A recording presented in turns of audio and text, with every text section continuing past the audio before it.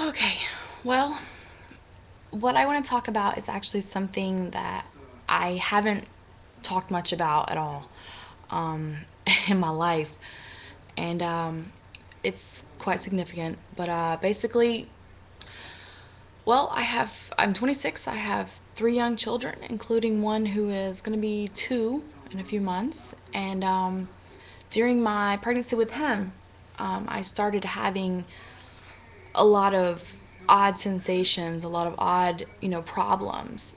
I was having, incredible pain and tingling and everything down my arms and things like that, and through my pelvis, and all kind of weird things. And well, I really didn't know what to think of it, and the doctors, they send me to a neurologist and everything, and they're doing tests thinking, they're like, oh, well, well, now we think you have carpal tunnel.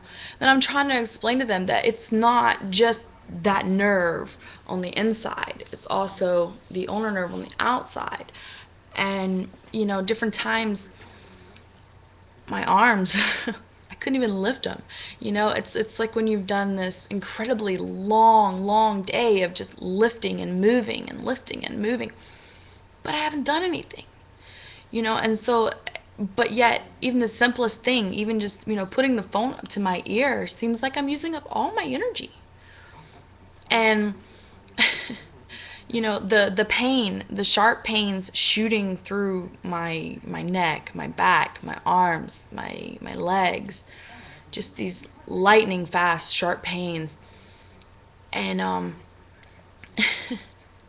and most people didn't believe me, and my longtime boyfriend at the time that all this was happening,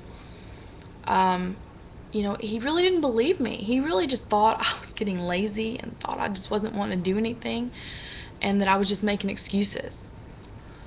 And you can't imagine how much that hurt. And I mean, over time, it's gotten, some things have gotten better and some things have gotten worse. I have a lot of weakness in my arms, and some days, some days I can't even pick up my son,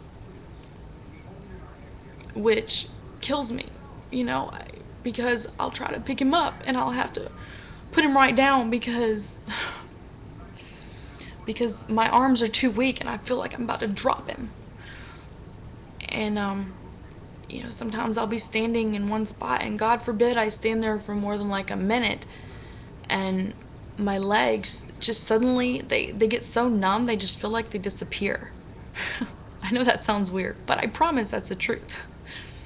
And but then one day, I had been having on and off different little problems with what they call nystagmus, with my eyes kind of going back and forth involuntarily at different times. I'd be sitting watching TV, and all of a sudden, the whole screen would just start jumping back and forth. And I was confused. I didn't know what to think. I didn't know what the hell was going on. And all of this is happening over the course of about 2 years. And it was very hard, because, like I said, nobody believed me. Nobody other than the doctors. And it even took me going to a few different doctors before I could even get them to send me to a neurologist. Before I could let them, see, look, there's something wrong with me. And it really, that's something that is really hard when it's there. There's something really, really wrong, but no one around you wants to believe you. Not even your own family. Your friends start to doubt you. I mean, after like 2.5 years, everyone, even the people that love you, are doubting you. You're doubting yourself. And you're just like, and I just remember being so tired and so worn out, and my mood just going from just being happy, happy, happy to just complete nothing, just blah, just complete nothing. And it's the things I notice the most now, are of course still some of the pain and the tingling and numbness, but Also, the tremors. I get a lot of tremors, and I get a lot of just random muscle jerks. Like I'll be sitting on the couch and like my leg will jump like a foot up in the air, which is not exactly pleasant when you're trying to cuddle up with somebody or something. It just doesn't exactly look sexy. Let's just put it that way. And and there's just so many different problems that I know that I have and that I see, and that are hard for me to admit are that, but they are. I mean, sometimes I have a hard time freaking peeing just because I can't make my bladder work. um, but you know, I'm very fortunate that it's not a constant thing yet. I mean, there's constantly things going on, but no one thing other than like the tingling and numbness, that kind of stuff. No one thing other than that is all the time consistent. And so but I really, I ended up going to the hospital because one night I was laying in my room and I lost probably about 90% of the vision in my left eye for several hours. And it scared the crap out of me.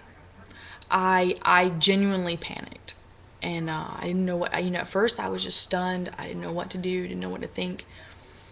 And then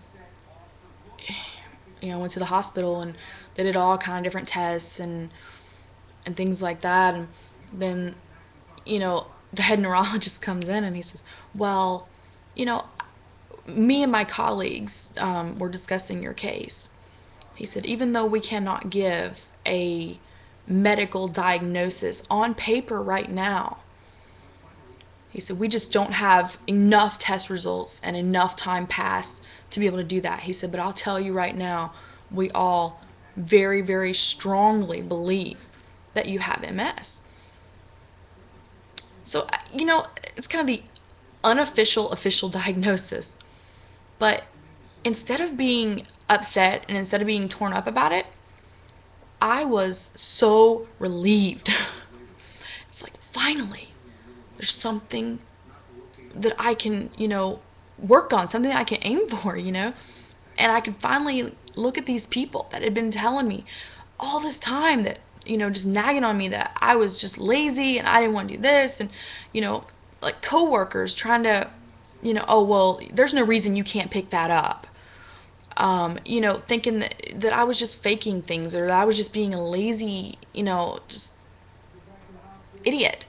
And it, having those, that confirmation and those opinions from those particular specialists, and